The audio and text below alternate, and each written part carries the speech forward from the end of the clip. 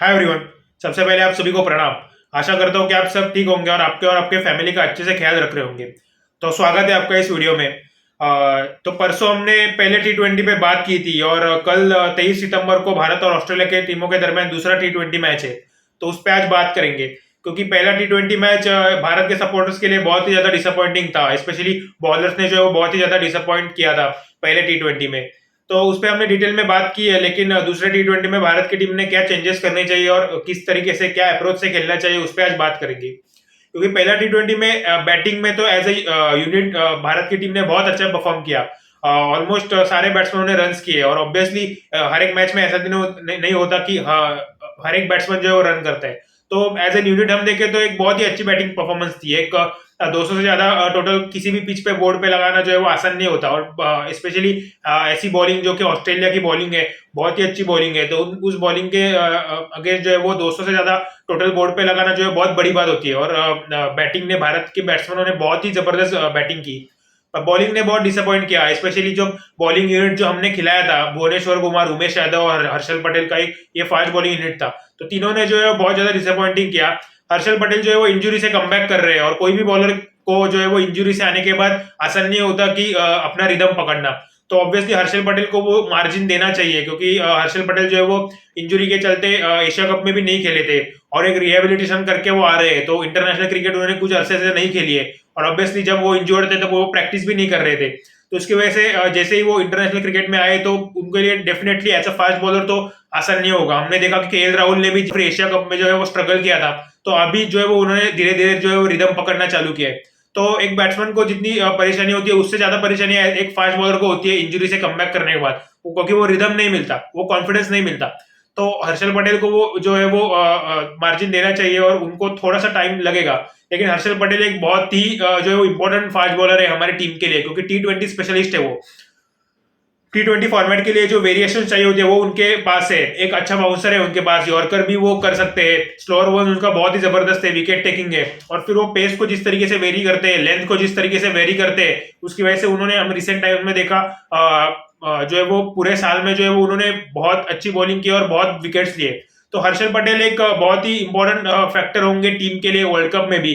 तो उनका कॉन्फिडेंस वापस आना बहुत जरूरी है, उनका रिदम वापस आना बहुत जरूरी है। तो उनकी जो स्ट्रेंथ है वो स्ट्रेंथ पे उन्होंने बॉलिंग करनी चाहिए सेकंड T20 में, क्योंकि जो है वो बातें ऐसी चल रही है कि जसप्रीत बुमराह जो है वो वापस आ रहे हैं। तो वो बहुत अच्छी बात होगी टीम के लिए, क्योंकि एज ए यूनिट बहुत जो भी जसप्रीत बुमराह का कमबैक करना as a unit Indian bowling के लिए बहुत जरूरी होगा। क्योंकि सिर्फ इंडिविजुअल मैच विनर तो जसप्रीत बुमराह है ही, लेकिन इंडिविजुअल मैच विनिंग एबिलिटीज के साथ जसप्रीत बुमराह जो है वो एक टीम को एज ए बॉलिंग यूनिट को जो है वो एक कंप्लीटनेस प्रोवाइड करते हैं। जो भुवनेश्वर कुमार, जसप्रीत बुमराह और हर्षल पटेल तीनों का जो एक जो है वो यूनिट है, वो एक दूसरे को जिस तरीके से वो कॉम्प्लीमेंट करते हैं, एक दूसरे का रोल तीनों का रोल अलग अलग है और एक दूसरे का रोल जिस तरीके से वो अदा करते हैं, तो वो तीनों जो है वो टीम में एक साथ खेलना बहुत जरूरी है। फिर उनके साथ जब हार्दिक पांड्या जो है वो बॉलिंग करेंगे तो आप देखो ये टीम की बॉलिंग एकदम ही आपको मतलब अच्छी दिखना चालू हो जाएगा। क्योंकि एक कभी कभी ऐसा होता है ना कि एक बॉलर या एक प्लेयर टीम में ना होने की वजह से टीम का जो है वो कॉम्बिनेशन जो है वो अच्छे से बन नहीं पाता और उस तरीके से। और जो ऑन ग्राउंड जो है वो वहां पे एज ए यूनिट जो बॉलिंग होनी चाहिए टीम की, तो वो जसप्रीत बुमराह के आने के बाद जो है वो हर एक प्लेयर जो है वो अपना अपना रोल अदा कर सकेगा। क्योंकि हमने देखा भुवनेश्वर कुमार का रोल मेजरली नया बॉल है, नए बॉल के साथ उनको विकेट्स देनी है, नए बॉल के साथ उनको जो है वो अर्ली ऑन जो है वो अपोनेंट टीम के विकेट्स लेनी है। तो भुवनेश्वर कुमार का रोल नया बॉल के साथ ज्यादा है। जसप्रीत बुमराह का रोल नया बॉल, फिर अगर जरूरत पड़े तो मिडल ओवर्स में और फिर स्लॉग ओवर्स में भी आके बॉलिंग करना, ये रोल है। हर्षल पटेल का रोल मिडल ओवर्स और स्लॉग ओवर्स है। तो जसप्रीत बुमराह के ना होने की वजह से भुवनेश्वर कुमार को भी वो स्लॉग ओवर्स वाला रोल जो है वो जो उसमें उनकी सलाहियत उतनी नहीं है जितनी वो नए बॉल के साथ जो है वो इफेक्टिव है। तो भुवनेश्वर कुमार की जो स्ट्रेंथ है वो नया बॉल और मिडल ओवर से, लेकिन वहां पे फिर जसप्रीत बुमराह के ना होने की वजह से उनको स्लॉग ओवर्स में भी बॉलिंग करनी पड़ी। तो उसकी वजह से जसप्रीत बुमराह के ना होने की वजह से भुवनेश्वर कुमार जो है वो इतने इफेक्टिव नहीं चल रहे थे, कॉन्फिडेंस भी उतना उतना नहीं आ रहा था। लेकिन अभी देखो जसप्रीत बुमराह जैसे ही वापस आएंगे वैसे ही भुवनेश्वर कुमार को कॉन्फिडेंस भी वापस आएगा। वो उनकी जो स्ट्रेंथ है उस ओवर्स में, उस सिचुएशन में वो बॉलिंग करेंगे जो कि नया बॉल है, मिडल ओवर से। हर्षल पटेल की जो स्ट्रेंथ है मिडल ओवर से, स्लॉग ओवर से, तो वहां पे वो बॉलिंग करेंगे। जब फील्डर खुलती है तब हर्षल पटेल को की बॉलिंग निखर के आती है, क्योंकि हर्षल पटेल की स्ट्रेंथ वही है, वो वेरिएशन करके जो है वो बैट्समैन को डिसीव करते हैं। तो उसके लिए उनको फील्ड प्लेसमेंट्स, फील्डर चाहिए, सारे फील्डर जो है वो सर्कल के बाहर चाहिए होते हैं। तो उसके बाद वो फिर अपना प्लान करते हैं, अपनी स्ट्रेटेजीज करते हैं, फील्ड के हिसाब से बॉलिंग करते हैं। तो हर्षल पटेल, जसप्रीत बुमराह, भुवनेश्वर कुमार, ये तीनों का जो यूनिट है और उनके साथ हार्दिक हार्दिक पांड्या भी, तो ये उन्हें ये जो यूनिट है वो तभी कंप्लीट होता है जब ये चारों बॉलर साथ में खेलते हैं। तो fast bowling unit Jasprit Bumrah के आने की वजह से बहुत बेहतर होगा। एज एन इंडिविजुअल भी वो टीम के लिए बहुत जरूरी है और टीम का बैलेंस बनाने के लिए, टीम का कॉम्बिनेशन, बॉलिंग यूनिट का कॉम्बिनेशन बनाने के लिए भी जसप्रीत बुमराह बहुत जरूरी है। फिर स्पिनर की बात करेंगे तो युजवेंद्र चहल जो है वो अभी उनको T20 में जो है वो उनके स्किल्स पे बहुत काम करना पड़ेगा, क्योंकि T20 is all about variation. आपको वेरिएशन होना बहुत जरूरी है। T20 में पिचेस अच्छे होते हैं, आपका जो है वो बैट्समैन जो है कोशिश कर रहे होते हैं रन बनाने की, तो उसमें आपको जो है वो बैट्समैन को रिसीव करना है तो वेरिएशन चाहिए, आपको प्रेडिक्टेबल नहीं होने चाहिए। और युजवेंद्र चहल बहुत प्रेडिक्टेबल बॉलर है, उनके पास वैसे भी लेग स्पिनर जो वो लेग स्पिनर है उसकी भी उनके पास ज्यादा वेरिएशन है नहीं।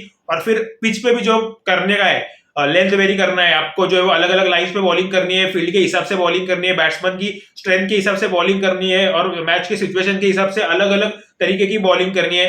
और फिर आपको जो है वो पेस भी as a leg spinner, as a spinner आपको पेस भी वेरी करना है, जिसकी वजह से बैट्समैन आपको जो है वो प्रेडिक्ट ना कर सके। तो ये सारी चीजें युजवेंद्र चहल में दिख नहीं रही है। युजवेंद्र चहल बहुत ही प्रेडिक्टेबल बॉलर दिख रहे हैं, वो स्किल्स को बहुत ही लैक कर रहे हैं, वो बहुत ही कम स्किल्स है उनके पास अभी, जो कि मॉडर्न डे इंटरनेशनल क्रिकेट में रिक्वायर है। क्योंकि इंटरनेशनल क्रिकेट में टीम्स अलग तरीके का प्लानिंग करके जो है वो मैदान में उतरती है, अलग तरीके की प्रिपरेशन होती है। तो फिर इंटरनेशनल क्रिकेट में जो है वो आपको एक लेवल अप होना होता है, और युजवेंद्र चहल वो एक लेवल जो है वो उसको जो है वो अप नहीं कर पा रहे हैं अपने आप को, जो है वो युजवेंद्र चहल अभी भी इंटरनेशनल क्रिकेट में उतना स्किल लेवल वाइज वो वहां पे नहीं है जहाँ पे बाकी स्पिनर दुनिया के है। अब देखा अफगानिस्तान के जो राशिद खान है वो जिस तरीके से वर्ल्ड क्लास स्पिनर है, इवन पाकिस्तान के जो शादाब खान है वो भी एक वेरिएशन लेके मैदान में उतरते हैं। उनकी भी बॉलिंग देखे तो वेरिएशन बहुत है उनके बॉलिंग में। आप हसारंगा देखे, वन इंडू हसारंगा जो श्रीलंका के, वो उनके भी कितनी वेरिएशन है, अलग अलग लाइंस पे बॉलिंग करते हैं और दोनों जो है वो साइड बॉल स्पिन करने की काबिलियत तो रखते हैं।